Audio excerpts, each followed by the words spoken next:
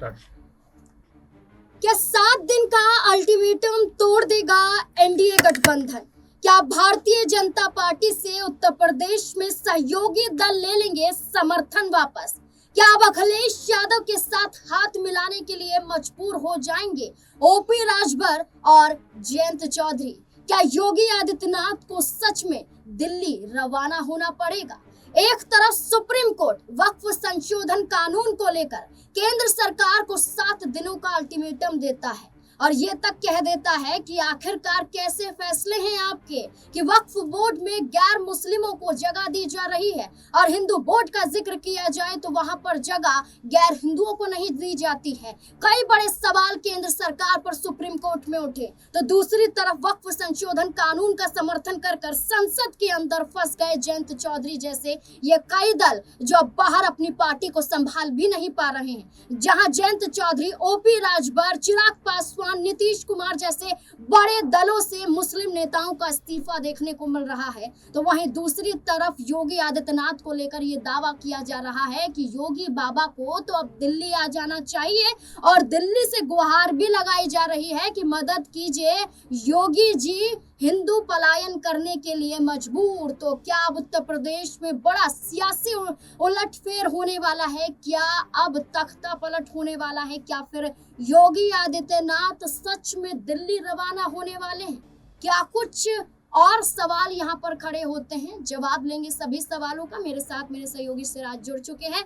सिराज, पहला सवाल ये कि वक्फ संशोधन बिल को लोकसभा राज्यसभा में एनडीए के सहयोगी दलों ने समर्थन दिया, सहयोग दिया, अपनी मंजूरी पेश की, लेकिन बाहर मुस्लिम नेताओं का इस्तीफा शुरू हो गया। इस बीच सुप्रीम कोर्ट ने 7 दिनों का समय दिया है और केंद्र सरकार को कहीं ना कहीं फटकार भी लगाई है।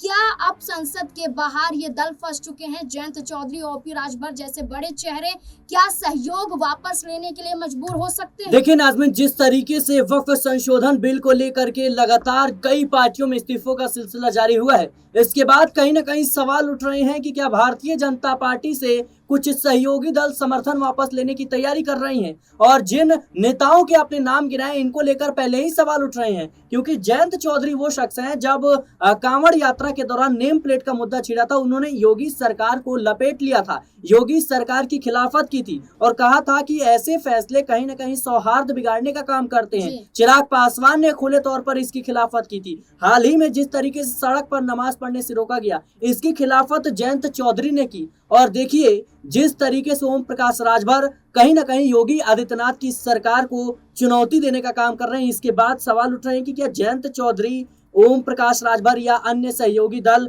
बीजेपी का खेल बिगाड़ने की तैयारी कर रहे हैं। देखिए ओपी राजभर ने तो यहाँ तक कह दिया है कि हम वक्फ कानून को लेकर जागरूकता अभियान चलाएंगे और मुस्लिमों के बीच जाकर इस बिल के बारे में बताएंगे, जागरूक करेंगे। तो कहीं ना कहीं वो घबराहट दिख रही है कि जो मुस्लिम कई सालों से जयंत चौधरी हो, ओम प्रकाश राजभर हो, चिराग पासवान, नीतीश कुमार, ये इन नेताओं को वोट करता था, अब वो नहीं करेगा। लेकिन ओपी राजभर पीछे हटने को तैयार नहीं है। वो जिस तरीके से बयानबाजी कर रहे हैं, या फिर उनका हाल ही में बयान सामने आया था कि भाई आप पीला गमछा पहन कर जाइए, किसी की हिम्मत नहीं है अधिकारी की आपका नाम पूछ ले, आपका काम रोक दे। उसके बाद क्या होता है, योगी आदित्यनाथ की जो पुलिस है वो कहीं ना कहीं ओम प्रकाश राजभर के कार्यकर्ता को किसी मामले को लेकर पीट देती है। उसके बाद बवाल हो जाता है। ओम प्रकाश राजभर के बेटे योगी आदित्यनाथ की सरकार को चुनौती देते हैं, पुलिस को चुनौती देते, कहते हैं जिसको पीले गमछे से तकलीफ है हम उसकी आंखें निकाल लेंगे। तो योगी सरकार के मंत्री कहते हैं कि अगर किसी ने पुलिस का कॉलर पकड़ने की कोशिश की हम उसका कलेजा निकाल लेंगे। देखिए ओपी राजभर ने भी तो दावा कर दिया है कि हमारे कार्यकर्ता चाहते हैं तो मुख्यमंत्री हम जरूर बनेंगे, सरकार हमारी भी उत्तर प्रदेश की सत्ता में आएगी। क्या ओपी राजभर का ये बयान काफी नहीं है योगी आदित्यनाथ के खिलाफ? जाहिर सी बात है नाज़मीन, देखिए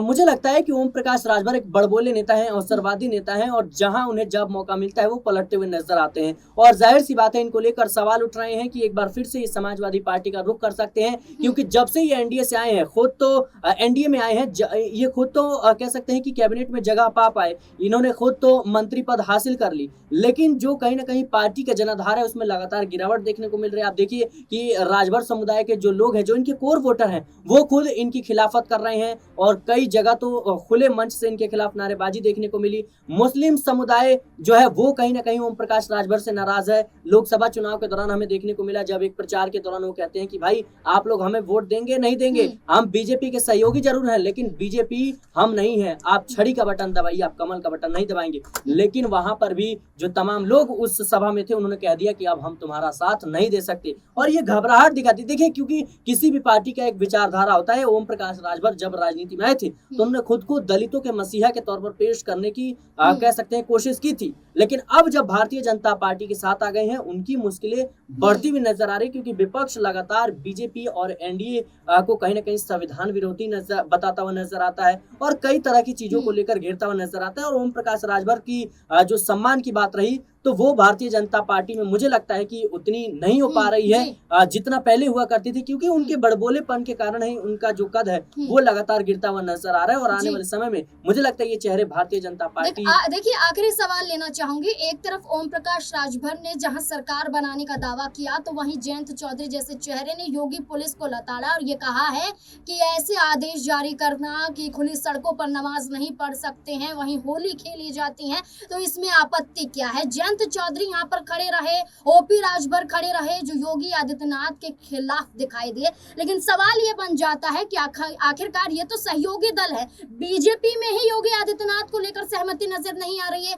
बीजेपी के कई विधायक कहते हैं कि योगी आदित्यनाथ को दिल्ली रवाना हो जाना चाहिए, और एक बड़ा मामला दिल्ली के सीलमपुर से सामने आता है जहां पर एक कुणाल नाम के 17 साल के युवक की हत्या कर दी जाती है। वहां पर पोस्टर लगाए जाते हैं कि योगी जी हमारी मदद कीजिए वरना हम पलायन करने के लिए मजबूर हो जाएंगे। क्या दिल्ली बुलाने की तैयारी योगी आदित्यनाथ को लेकर है? उत्तर प्रदेश से छुट्टी देखिए नाज़मीन, मुझे लगता है कि ये एक पॉलिटिकल स्टंट है, क्योंकि जाहिर सी बात है देश के हर कोने में कहीं ना कहीं कह सकते हैं क्राइम होते हैं और हत्याएं होती रही हैं, लेकिन ये दिल्ली में पहला नहीं है, पहले की सरकारों में भी, चाहे वो किसी की भी सरकारों होती रही है। लेकिन इसके बजाय आपको ये कहना कि कहीं ना कहीं कि हम पलायन कर देंगे, मुझे लगता है कि ये एक पॉलिटिकल स्टंट है, क्योंकि जाहिर सी बात है अगर किसी भी तरीके की कोई घटना होती है तो इस सरकार की जिम्मेदारी है और सरकार पर सवाल उठाना चाहिए। केंद्र में भारतीय जनता पार्टी की सरकार है, दिल्ली में भारतीय जनता पार्टी की सरकार है, तो इन्हें सरकार से सवाल पूछना चाहिए, ना कि योगी आदित्यनाथ आ जाएंगे तो सब कुछ सही हो जाएगा। का कहना कि योगी को दिल्ली आ जाना चाहिए, केंद्र में आ जाना चाहिए,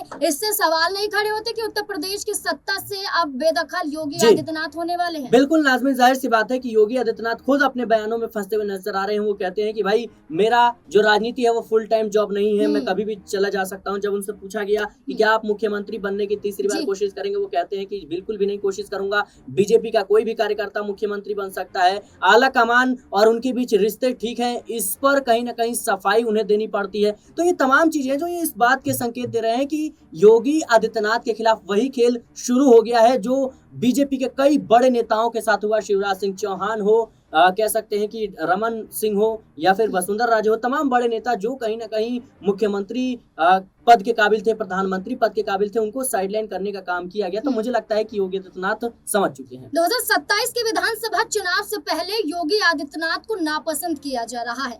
इसकी सबसे बड़ी वजह है कि योगी आदित्यनाथ 2 बार मुख्यमंत्री पद पर विराजमान हुए, लेकिन अब चेहरे बदलने की बात की जा रही है और इसी बीच बड़े बड़े फैसले केंद्र स्तर से लेकर राज्य स्तर तक देखने को मिल रहे हैं, जहां मुश्किलें एनडीए गठबंधन की मजबूती को लेकर कई सवाल खड़े करते हुए यहाँ पर नजर आ रहे हैं। मुश्किलें यहाँ पर एनडीए गठबंधन की बढ़ रही हैं। अब ऐसे में माना जा रहा है कि क्या उत्तर प्रदेश में गठबंधन टूट जाएगा? क्या समाजवादी पार्टी इस टूटते गठबंधन का सहारा बनती हुई नजर आ सकती है? क्या सहयोगी दलों को साधने की कोशिश की जा रही है? जयंत चौधरी, ओपी राजभर जैसे बड़े चेहरे क्या वाकई अब दल बदलने वाले हैं और क्या गठबंधन टूटने वाला है बीजेपी से? आपको क्या लगता है? अपनी राय कमेंट सेक्शन में जरूर दें। देखते रहे SPN9 न्यूज। धन्यवाद।